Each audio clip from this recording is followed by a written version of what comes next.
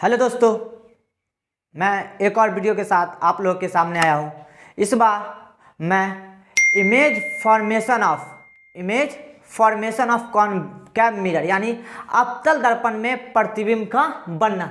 Image formation of concave mirror यानी अवतल दर्पण में प्रतिबिंब का बनना, यानी अवतल दर्पण में किस प्रकार से प्रतिबिंब बनते। कहने का मतलब कि वस्तु की स्थिति कहाँ रहेगी और प्रतिबिंब का निर्माण कहाँ होगा।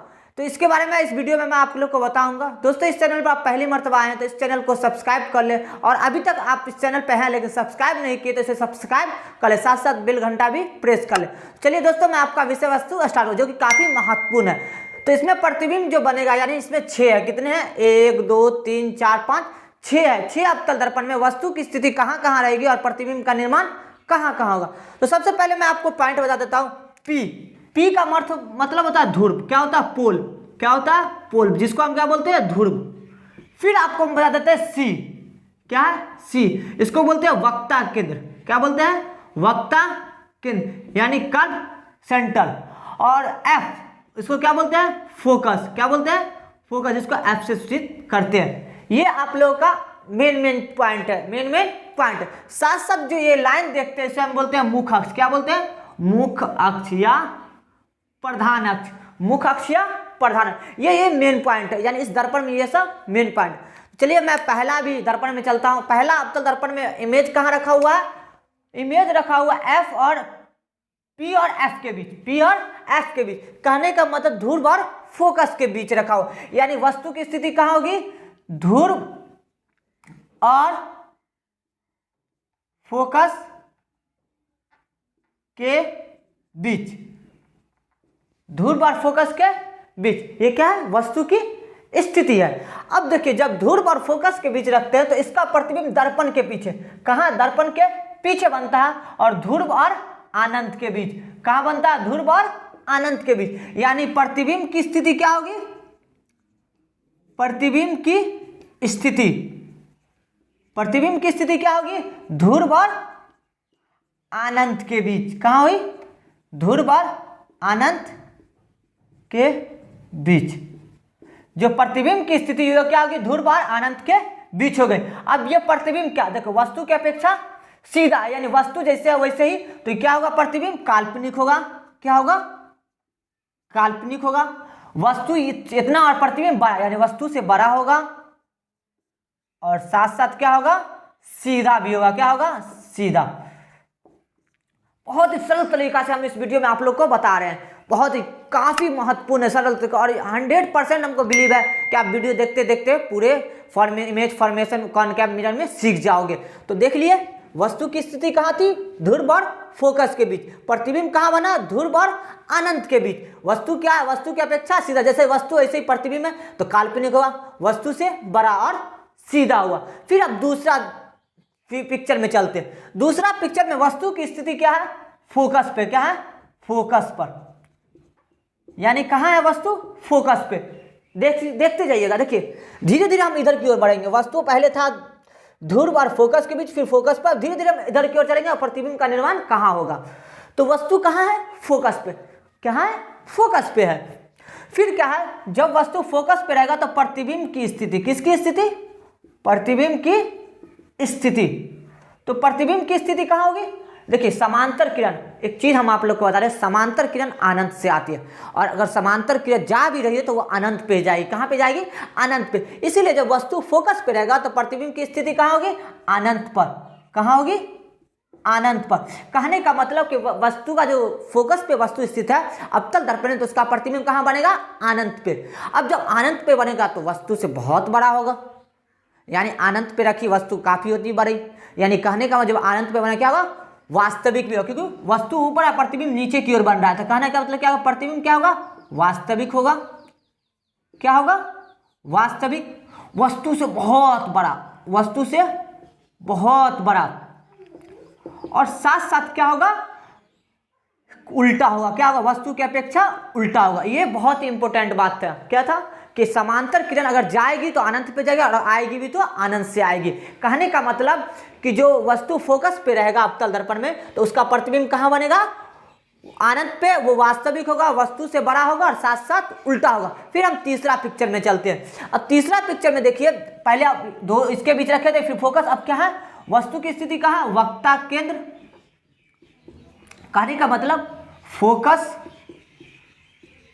और वक्ता केंद्र के बीच। कहने का मतलब कि वस्तु कहाँ है, फोकस और वक्ता केंद्र के बीच। तो प्रतिबिंब की स्थिति क्या होगी, प्रतिबिंब की स्थिति,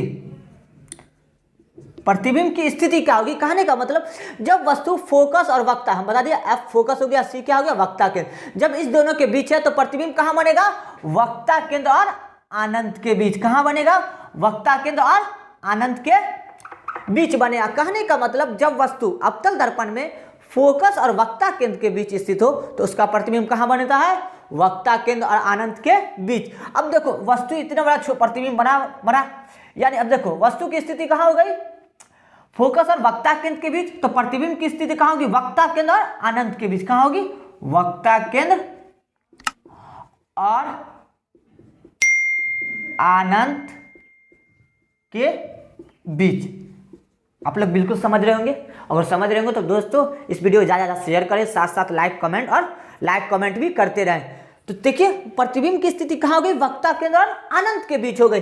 अब देखो जब वक्ता केंद्र और अनंत के बीच होगी तो देखो वस्तु इतना बड़ा, प्रतिबिंब बड़ा बना, वस्तु छोटा, प्रतिबिंब बड़ा बना। अब एक चीज और बता रहे हैं, ए बी बराबर वस्तु है, वस्तु, और ए डैश बी डैश बराबर क्या है, प्रतिबिंब है। ये चीज आप हमेशा ध्यान रखिए। हम ए डैश बी डैश कर दिए तो प्रतिबिंब कहाँ है, वक्ता केंद्र और अनंत के बीच। अब देखो वस्तु की अपेक्षा ये क्या है, वस्तु ऊपर की ओर, प्रतिबिंब नीचे की ओर बन रहा है। कहने का मतलब उल्टा है, तो वास्तविक होगा। आप एक चीज जान रहे हैं, वस्तु की अपेक्षा जब वस्तु की अपेक्षा प्रतिबिंब उल्टा बनता है तो वो वास्तविक प्रतिबिंब होगा। साथ साथ क्या होगा, उसके बाद क्या होगा, वस्तु से बड़ा होगा, वस्तु से बड़ा होगा, और साथ साथ क्या होगा, उल्टा भी होगा। क्या होगा, उल्टा होगा। समझ गए। हम गुण भी बताते जा रहे हैं कि वस्तु कहाँ रहेगा तो प्रतिबिंब कहाँ नहीं बनेगा, वस्तु प्रतिबिंब का क्या होगा, वस्तु की अपेक्षा क्या है, उल्टा भी है तो वास्तविक होगा और वस्तु से बड़ा होगा। फिर हम नंबर चौथा पिक्चर में चलते हैं। नंबर 4 में है वस्तु की स्थिति कहाँ है, वस्तु की स्थिति जो है वो कहाँ है, देखिए पहले फोकस और वक्ता, अब कहाँ है, वक्ता केंद्र यानी सी पे।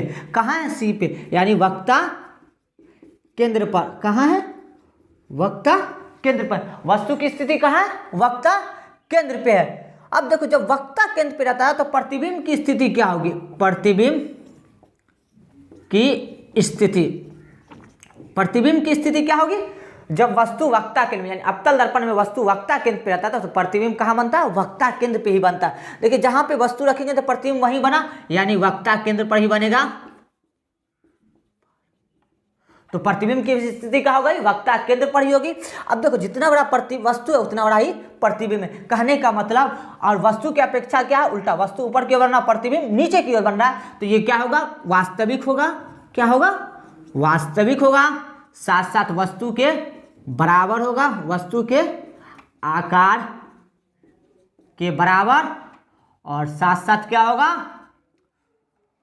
उल्टा होगा। क्या होगा, उल्टा होगा। ये चीज आप ध्यान में रखें। जब वस्तु वक्ता केंद्र, और एग्जाम में बार बार पूछते हैं, जब वस्तु अवतल दर्पण में वक्ता केंद्र पर स्थित हो तो उसका प्रतिबिंब कहाँ बनेगा, तो वक्ता केंद्र पर ही बनेगा। वो वस्तु प्रतिबिंब क्या होगा, वास्तविक होगा, वस्तु की अपेक्षा उल्टा होगा, और साथ वस्तु के आकार के बराबर होगा। फिर हम नंबर 5वां पिक्चर में चलते हैं। नंबर कितना, 5वां में। अब देखो जो वस्तु है वो वक्ता केंद्र और अनंत के बीच है। कहाँ है, वक्ता केंद्र और अनंत के बीच है, यानी वस्तु की स्थिति कहाँ है, वक्ता केंद्र और अनंत के बीच, यानी वस्तु की स्थिति कहाँ, वक्ता केंद्र और अनंत के बीच। जब वस्तु वक्ता केंद्र और अनंत के बीच होता तो प्रतिबिंब कहाँ बनता, फोकस और, यानी प्रतिबिंब की स्थिति क्या होगी,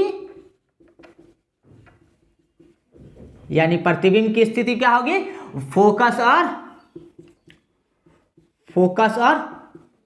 वक्ता केंद्र के बीच।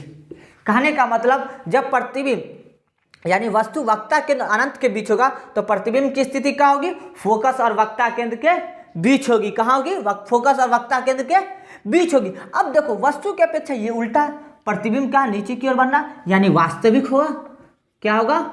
वास्तविक होगा, वस्तु से छोटा होगा और साथ साथ क्या होगा? उल्टा होगा। क्या होगा?